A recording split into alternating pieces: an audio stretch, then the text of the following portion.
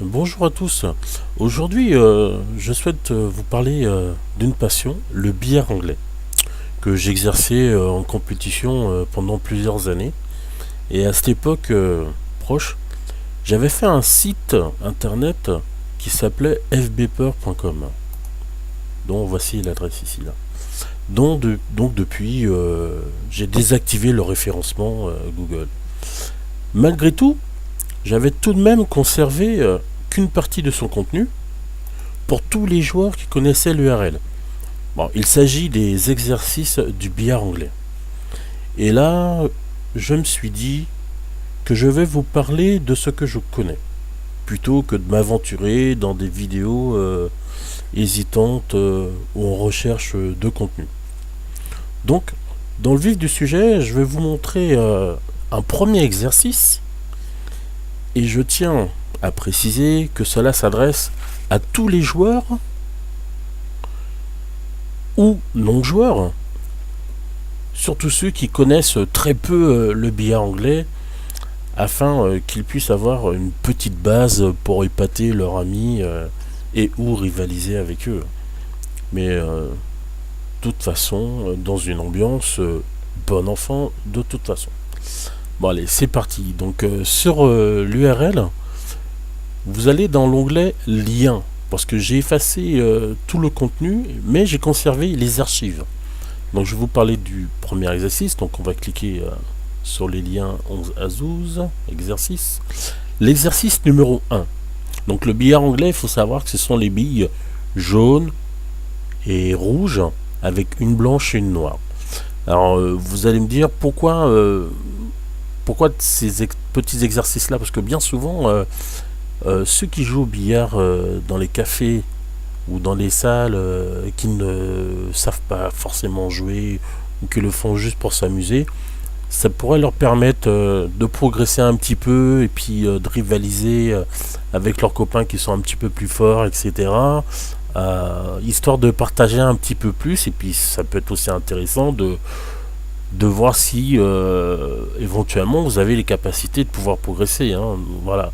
Donc après, pour les joueurs qui jouent déjà au billard anglais, bon, ça va être une révision pour eux, on va dire.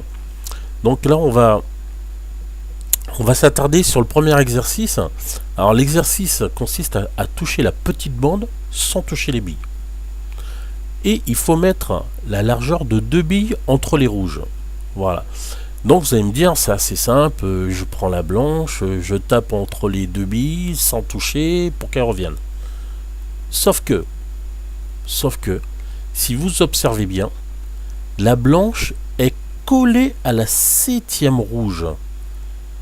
Et toute la difficulté de l'exercice va se trouver ici. Parce que non seulement il va falloir que vous tapiez dans la blanche pour aller taper dans l'autre bande sans toucher les 2 billes et la faire revenir ou pas, peu importe, mais sans que la rouge ici ne bouge. Donc là, tout l'exercice, ça va être de, comment dirais-je, faire un chevalet. Un chevalet au billard anglais, ce qu'on appelle un chevalet, c'est la position de sa main assez stable qui permet de pouvoir poser la canne de billard. Donc là, il va falloir relever son chevalet, donc sa main entre parenthèses, pour pouvoir taper la blanche sans toucher la rouge. Bon, alors c'est sûr, là on rentre dans le technique, mais je peux vous assurer que si vous arrivez à faire cet exercice là, ça va vous permettre plusieurs choses: avoir de la stabilité, avoir de la visée. Parce qu'en fait, bien souvent, des fois, vous loupez des billes. Pourquoi?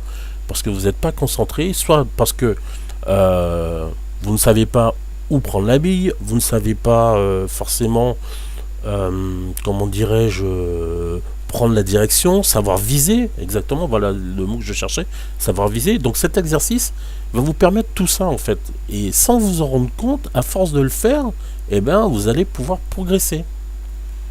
Si vous avez envie, évidemment, il faut que ça reste un fun, hein. Faut pas se mettre la pression en disant on va faire de la compétition. Et non, c'est pas là le but de mes vidéos. Non, c'est une envie forte que les gens lambda, entre guillemets, je dis lambda, les gens lambda qui vont simplement s'amuser avec des copains, des copines au billard. Et ben, je peux vous assurer que quand vous arrivez à maîtriser quelques petites billes intéressantes comme ça, et ben, vous allez prendre encore plus de plaisir et vous allez comprendre un peu mieux ce phénomène. Parce que c'est vrai qu'après, avant, il y avait pas mal de règles différentes. Aujourd'hui, en France, il y a deux grosses règles. Mais bon, là n'est pas le but de la vidéo. J'en ferai peut-être une sur ce sujet un peu plus tard.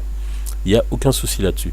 Donc maintenant, si vous avez des questions ou des commentaires ou critiques, entre parenthèses constructives, n'hésitez pas pour ce premier exercice. Et donc pour les autres, on y reviendra dans d'autres vidéos. Je vais en revenir sur cette premier exercice, notamment quand vous placez votre bille ici, collez votre bille blanche, hein. Quand je dis votre bille ici, c'est la bille blanche collée à la 7e rouge, parce qu'il y a 7 rouges, 7 jaunes. Il faut savoir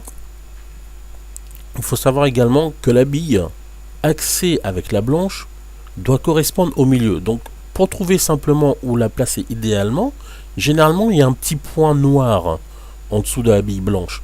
Si vous n'avez pas ce point noir, c'est simple, vous prenez la canne de billard et vous l'allongez, vous le mettez au milieu de la table et naturellement vous allez la trouver le plus droite possible et vous saurez exactement où la placer. Et c'est important de bien pouvoir placer cette bille, parce que ça va vous donner un meilleur entraînement et vous allez progresser. De toute façon, tout travail, j'allais dire tout travail mérite salaire, c'est pas ça du tout. Mais bon, à force de persévérer et de s'entraîner, on réussit. C'est comme tous les grands sportifs, ils s'entraînent pour devenir meilleurs. Bah là, c'est la même chose.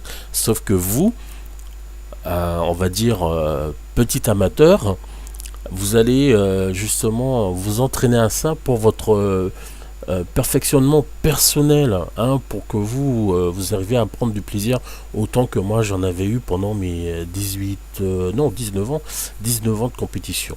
Donc voilà, donc j'espère que cette première explication sur les exercices du billard anglais vous aura plu.